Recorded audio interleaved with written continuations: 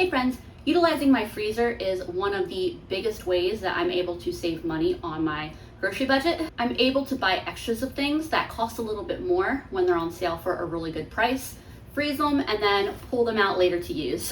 This especially comes to play when I'm able to save on things like ground beef and sausage, and mostly a lot of meat in particular. But I'm also able to buy some other things like butter, for example, when it's a really good price or it's on closeout, and just store it in the freezer. Part of that though is regularly going through and making sure I'm actually using the things that are in my freezer and they're not just getting lost in the back of the freezer, because if they're in there for too long and they get freezer burned or just texturally aren't good anymore, then they end up getting trashed, and then I'm not saving money, I'm wasting money. So for the next few days, I'm going to assess what's in my freezer and pull things out of the freezer to use for my dinners and meals.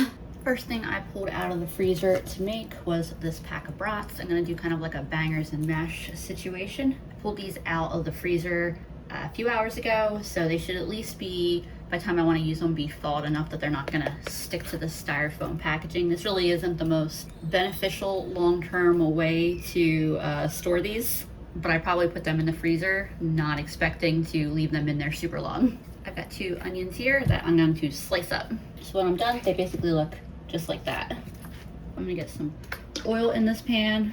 Got it kind of on like a medium-low heat. And I'm just gonna let these onions start cooking down. I'm not gonna cook them like crazy long, like caramelized onions, but I wanna cook them down a little bit longer than I would if I was in a little bit more of a hurry and I just like sauteed them real quick on a higher heat. My freezer in my garage is still in pretty good shape since the last time I did a video. I just need to reorganize it because I moved a bunch of stuff out of the way here because I had to fit a cake in here. But I just came out now to grab a bag of peas from my little collection here. These are cooking up real nicely. I'm about to start my potatoes for the mashed potatoes, or start cutting them anyway. And I'm gonna get a little bit of salt on these as they continue to cook down. I'm making these in my pressure cooker, so all I need to do is quickly just cut them into big chunks and toss them in the insert. I've also started some water that I'm going to cook my brats in. So I'm gonna boil the brats a little bit first and then pan fry them. To make these potatoes in the Instant Pot is super easy. I'm just adding a cup of water, popping the lid on, making sure my valve here is sealed, and cooking for 5 minutes.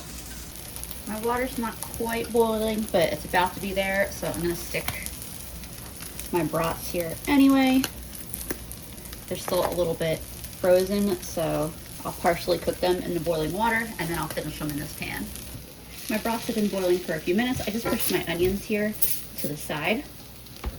I'm gonna get just a little bit of extra fat in the pan. My Instant Pot is just coming to pressure, so about 6 minutes till those potatoes are done.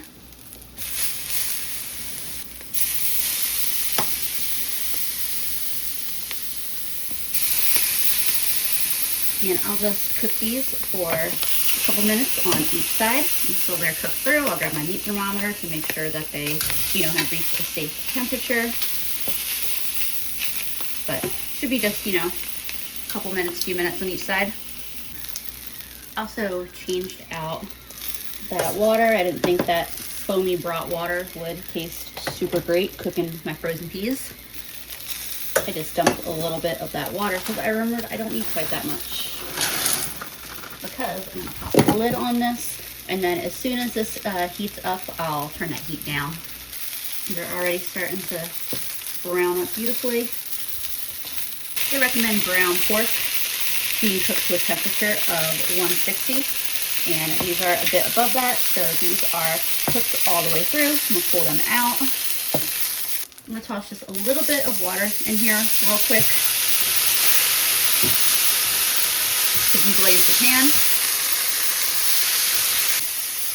I don't want any of that really delicious flavor burning to the bottom of the pan when I make my gravy here in a second. And then I'll add a couple tablespoons of flour. There should be enough fat in this pan already that I shouldn't have to add any. That hissing sound is my Instant Pot depressurizing. And I'm just going to stir this flour around and cook it for a couple minutes. Stir this around for a couple minutes just to get the taste of that uncooked flour out. And now I'm adding a cup of water. I don't have beef broth. I'm going to use beef bouillon. I'll get that bouillon added in just a second. I'm also adding a little bit of Worcestershire sauce. And then there's that beef broth. And I may add a bit more water. Depends how much gravy this makes and how much I want. You can see it's already starting to thicken. And then I will have a really delicious gravy. I'm adding just like a half cup more water to this, as well as some black pepper. And some black pepper to my peas, which I just drained. Some salt. And a little bit of olive oil. And that's all it really takes to make some delicious peas. This tastes pretty darn good considering I didn't have any meat drippings or anything to base it off of. I'm very happy with it. I'm just gonna let it cook at a simmer here while I throw my mashed potatoes together real quick. My mashed potatoes will come together super quickly. I drained the water out of there. That's just the insert to my Instant Pot. I like to mix them straight in here so that way I don't have to dirty another bowl. Also adding a little salt, black pepper, and garlic powder. A little bit of half and half. I'll set that aside in case I need to add more. And then I figure might as well add some of this creme fraiche that I got today for $1. I don't have any specific plans for it, so get some in the mashed potatoes. And if you're wondering what the creme fraiche tastes like, it's somewhere right between sour cream and cream cheese, or at least that's what this particular creme fraiche tastes like.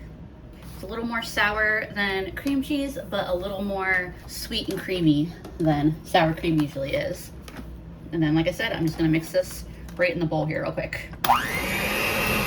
I'll give these a taste, and if I need to make any adjustments, I'll hand mix it just with a spoon. I don't want to over mix it with the blender because I don't want it to get like gummy. Those are great though. I have no notes. Perfect. Got my onion gravy, peas, brats, and mashed potatoes. And there's what that finished plate looks like. Luckily these brats have had a couple minutes to rest, so they shouldn't be crazy hot. This is so good, and those brats are cheddar brats, and that just works so well on this dish. Absolutely fantastic first meal from the freezer. All right, I've come to find something from this freezer that needs to get used up that I can make for dinner. There's only a couple things in my upstairs freezer that I'll likely pull out for this week.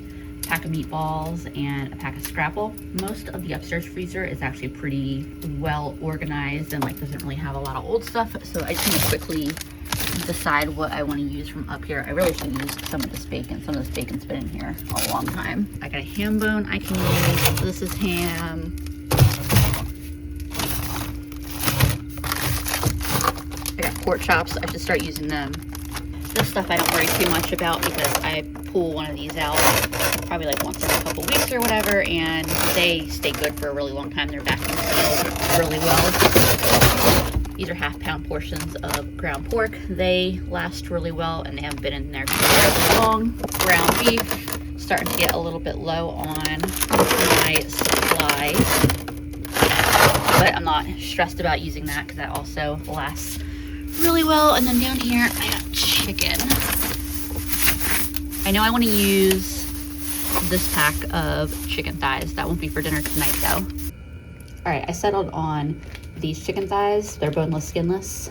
They've definitely been in the freezer longer than I like to keep chicken in the freezer, but I did package them really well, so I think that they will defrost fine. And because they're kind of like a big flat pack, I think I can defrost them in time for dinner tonight, so I'm gonna go with that.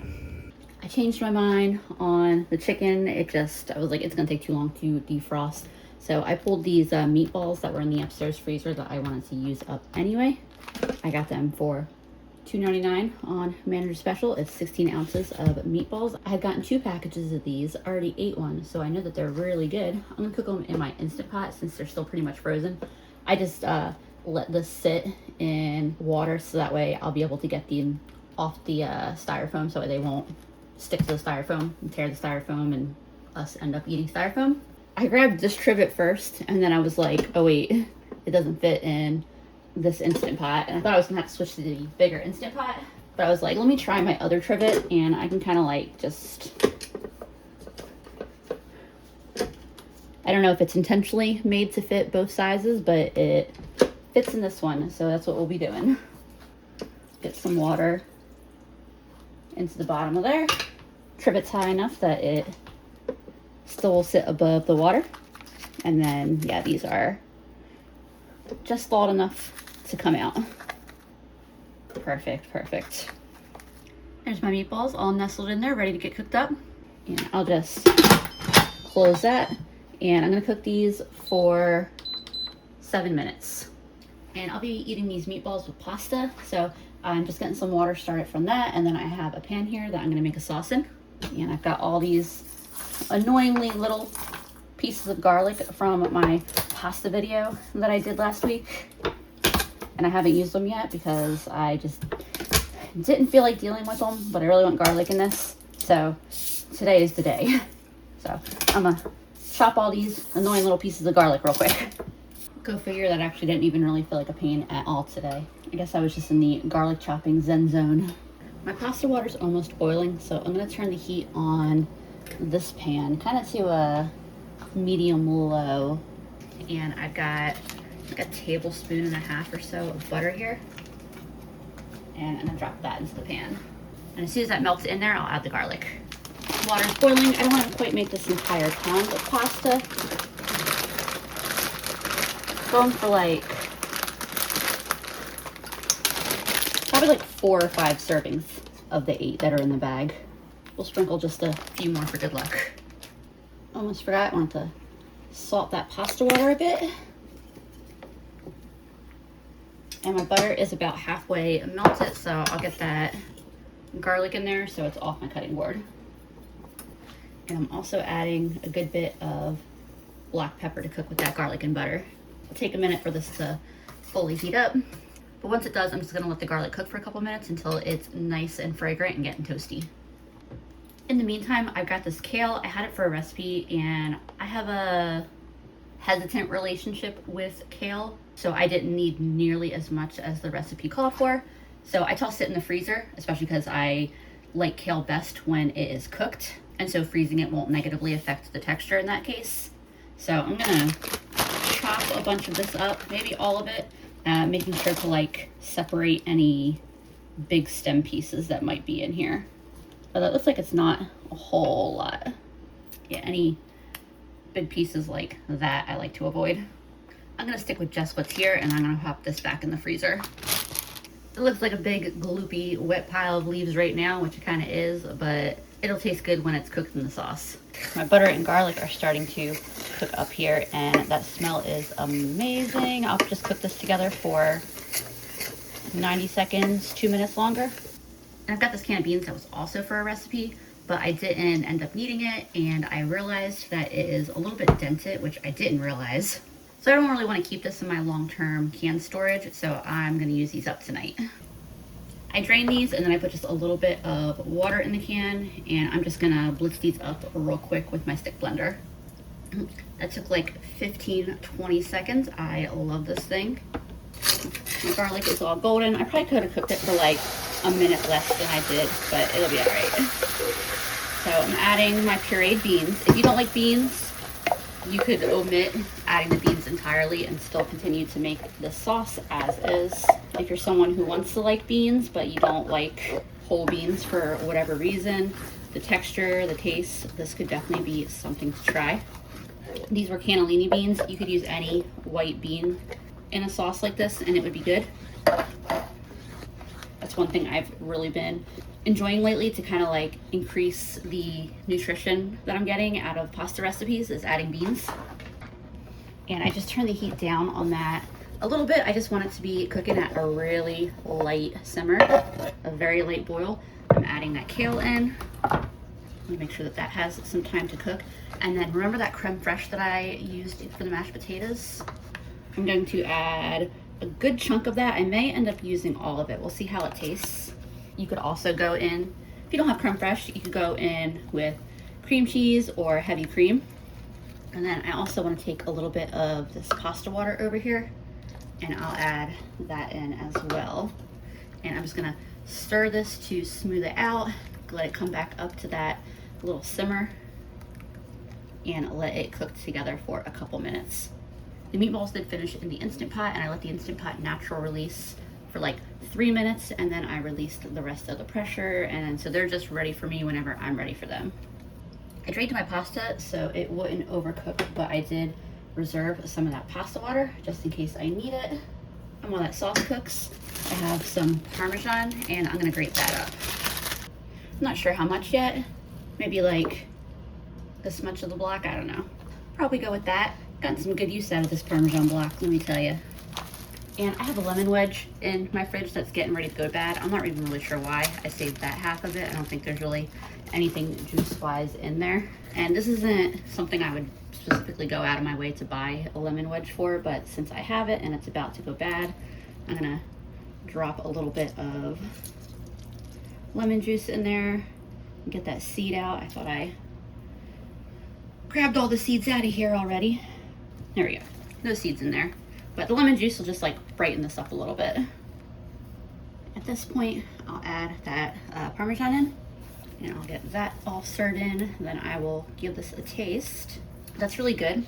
The butter and garlic are definitely the prominent flavors in this.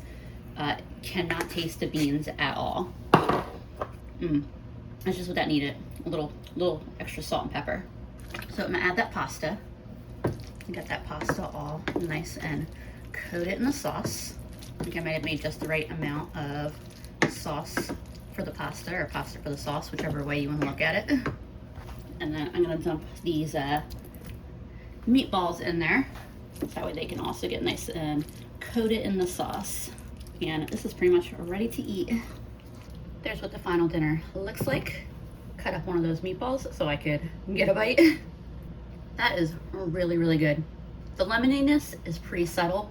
What you get is the garlic, the roasted garlic, and the pepperiness of it.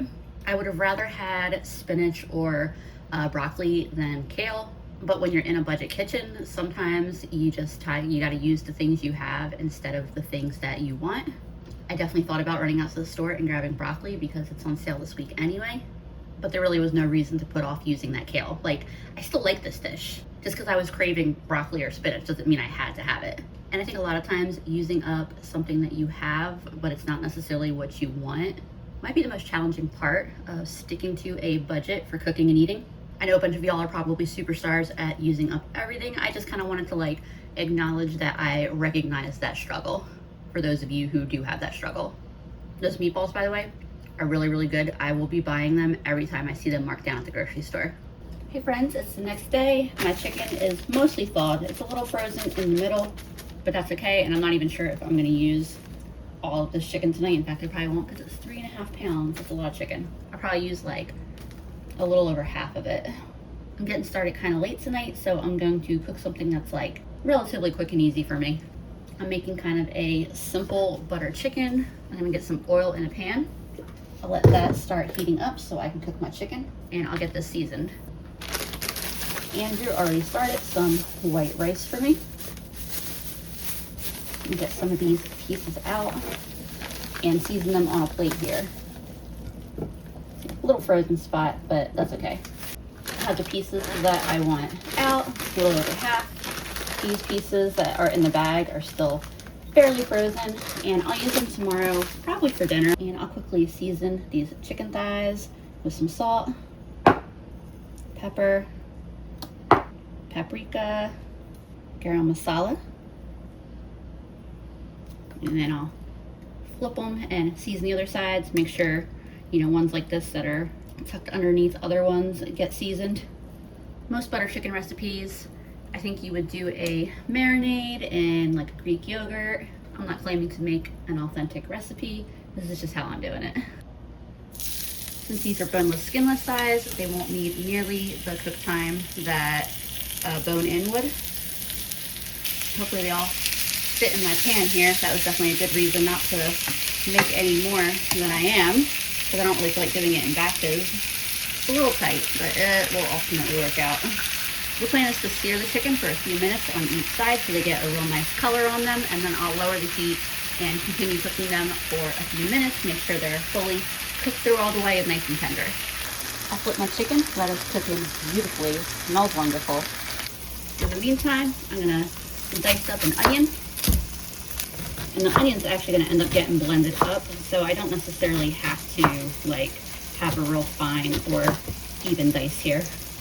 Talking in my last video about the unnecessary wrapping of produce in plastic. Like, I don't understand the point of this, because that barcode wouldn't even scan. I still had to put the produce number in. These cloves are much nicer than the last bulb of garlic that I had to work with, at least. And I'm just going to quickly chop them up, since they will also be getting blended. I don't need to be super like chop them real finely or anything. I've been taking my pieces of chicken out as they finished, and these should all be done now. I've tasted a couple of the smaller pieces like this that came off, and oh my gosh, this chicken is so good. So while all that chicken rests, I'm gonna let that onion start sauteing. I'll wait to put in the garlic because the garlic will cook much faster.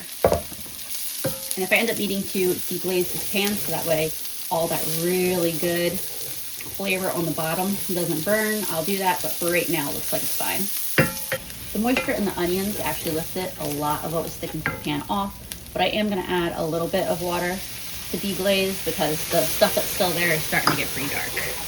Plus I'm gonna be adding tomatoes in a little bit here, and the moisture and acid from the tomatoes would definitely lift anything that did burn off the pan, and you know, so I would have burnt flavor in my final meal. Just a little bit of water and all that comes up. I'll let these onions cook for a couple minutes longer, and then I'll get that garlic added as well as some ginger. Onions are far enough along here. I'll add in my garlic. I'm also gonna grate some ginger in here. By the way, I'm making this different tonight even than how I normally make this. Usually I make it as an Instant Pot recipe, but I just really wanted that pan-fried chicken tonight, honestly. And my mom requested the butter chicken. So that's why I'm kind of doing things in the direction that I'm doing them right now. So I'm gonna season this. Some pepper, some garam masala, some chili powder, a little bit of cayenne. Not too much because my mom can handle a little bit of spice, but not nearly as much as me and Andrew. Cook all this together for a couple minutes. I'm gonna get my tomatoes in now. I'll stir those in, and I'll let this cook together for another couple minutes, and then I'm gonna blend it all up. All right, time to blend this up. You can use a stick blender, a traditional blender, whatever method you have and like to blend. And then I'll get this back in there. I just use my stick blender. I do have, I'll turn this down. Now that it's a sauce, it's gonna wanna bubble at a lower temp, like, or spit at a lower temp rather. But yeah, like I do have a higher powered traditional blender that will get this ultra smooth, but I just love the convenience of the little stick blender. It's just a lot easier to pull that out. And it's funny because I never would have gotten one myself. I don't know about never, but the only reason I have that one is because a viewer of my videos sent it to me very, very, very nicely. Was not expecting it. It was a wonderful surprise one day. And yeah, I've definitely gotten use out of that thing. I love that thing. While that butter melts in, my chicken's been resting. I'm gonna quickly chop it up and add it back in. The chicken that's left that survived me snacking on it while I made the sauce. I am very close to being done. Instead of heavy cream, I'm gonna add, gotta let go of the spoon, that creme fraiche.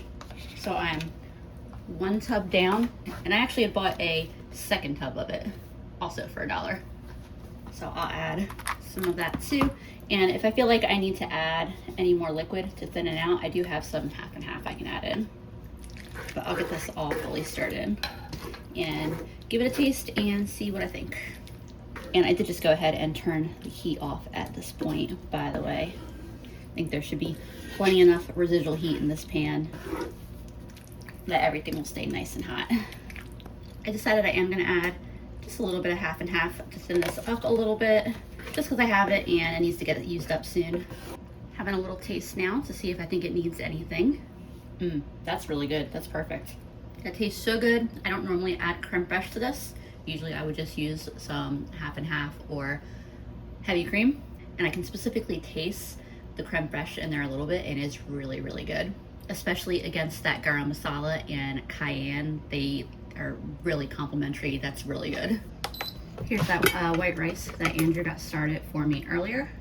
The beauty of the rice cooker is that it cooks the rice. It's very hands off, and it just keeps the rice fresh until you are ready to eat it. So everything is ready. I'm gonna get myself a bowl. There's my finished bowl. Very excited to eat this. I said I wanted something that was kind of quick and easy. It was not very quick. I'm gonna be completely honest. It would have been quick if I did it in the Instant Pot. Doing everything on the stove definitely took a good bit longer, but I got the chicken pan seared exactly as I was craving. And honestly, most of the time I was watching TikTok, and I just occasionally came back to stir something in the pan. So it was definitely easy. Yeah, this is a perfect dinner. I definitely know why my mom was craving it. By the way, I'm sure some of y'all took note the date on that chicken, but it showed 0 signs of freezer burn in any way, and tastes fantastic. It tasted good when it was just pan seared before it was drenched in the sauce. So despite being in the freezer for as long as it was, it did very, very well in the freezer. Hey friends, I am making chicken burritos for dinner with the rest of that chicken.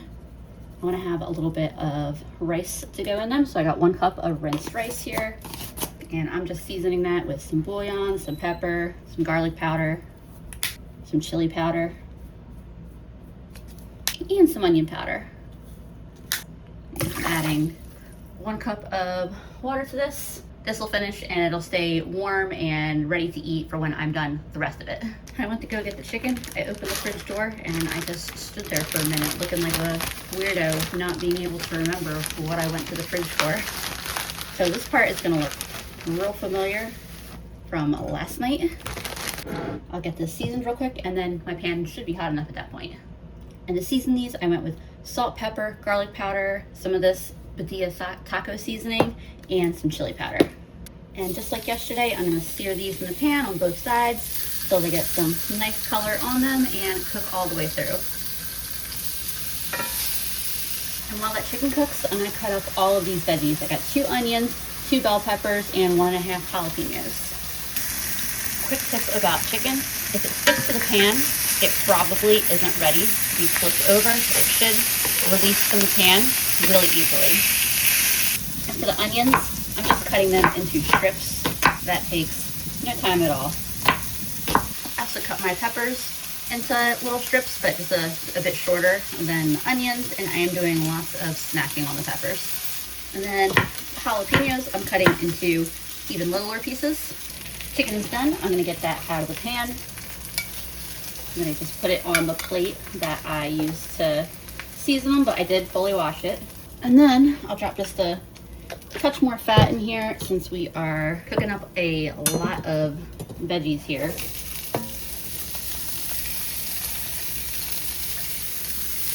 I'm gonna toss a little splash of water in that pan too.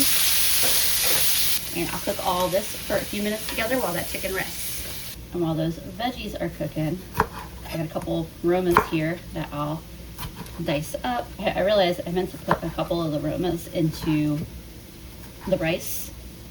I like a little bit of tomatoes cooked in the rice. Completely forgot. Oh well. And these are just fresh Romas that are gonna go into the burritos. I've also got a little nugget of chicken that I'm gonna taste here while I'm waiting. That's so good. I think pan-seared chicken thighs might be one of my favorite preparations of any kind of meat. My veggies are cooking up really nicely. I'm just seasoning these with a little bit of salt and pepper. Here are my black beans. I just cooked a cup of black beans in my Instant Pot. I drained like 90% of the water out of there. There's still just a little bit in there. And I have this taco seasoning that I got from the Dollar Tree, which I don't love it for a lot of things. It's very, very salty. But I think these beans can handle all that salt, and I do like the other seasonings that are in there too. Probably end up adding a little bit of extra garlic and onion powder in here too, perhaps. Look, the way that they're all in a circle with a little skinless bean in the middle, it looks like a little bean flour. I just did that on my fork. Actually, I think the garlic is fine. Just gonna mix a little bit of Just a little bit of chili powder in here, and I think that is good. All right, these veggies are plenty cooked enough, and I switched to this cast iron so I can toast up my burrito. I did a little cleanup and rearranging here so that way I will have room for everything that I need to do. This is my rice fresh out the rice cooker. It just needs a little fluff before I use it. It looks really good. And it is really good. I'm gonna slice up this chicken real quick and chop it into little pieces that'll go good in the burrito. All right, time to make burritos. I got these giant flour tortillas from Aldi. I'll make my mom's first. I know that she will want shredded cheese on hers. Some rice, some beans, some chicken, some tomatoes, and some onions and peppers. I rolled it and then I was rough with it and I started tearing it, but it'll be okay. I'm gonna get this in the pan. Next is mine, and instead of shredded cheese, I want some cottage cheese in mine, along with a little bit of my creme fraiche because it's very sour cream like, and I gotta use it in the next probably day or two. Trying to get it used before the 4th. Some rice, some beans, and then if there's a bunch of extra, I could definitely see us doing some just like bowls tomorrow. Andrew would probably make himself a burrito because that boy loves burritos. I love burritos, but I will probably just end up going with a bowl for a lunch dish. By the way, I totally could have and was going to toss my tortillas onto the pan for like a few seconds to soften them up before I loaded them up, and that would have made rolling them out a lot easier. There's my mom's burrito. Yeah, Andrew's burrito's a little bit bigger than mine. We had trouble keeping the sides in because it's a little overstuffed. Here's what the burrito looks like on the inside. It is so delicious, and Andrew is about to take the first bite of his. He got the XL. Okay, these are very good. Real quick, I just want to share what I did with the leftovers. So we went out of town to visit family over the 4th. I still had a bunch of that burrito filling left. It wasn't gonna last all weekend in the fridge. I stuck it in the freezer, pulled it out as soon as we got back, and now we got burritos with it. So nothing had to go in the trash. I didn't have to run to the grocery store when we got back. I didn't have to cook dinner, cook a full dinner when we got back. It worked great. Also, proof that I can, in fact, properly roll a burrito sometimes. And that's all the meals that I'm going to include for this video, though pulling things from my freezer, rotating things out is a regular part of my whole grocery and meal planning process. This is kind of what I call just like a maintenance clean out. I'm just assessing what's in there and checking for the oldest things and making sure they get used. I'm pretty happy with how my freezers are looking right now. I do have several other freezer videos, including ones where I do much bigger clean outs. So if you're interested in those, check them out. I hope y'all enjoyed hanging out with me while I made some delicious meals, and I'll see y'all again soon.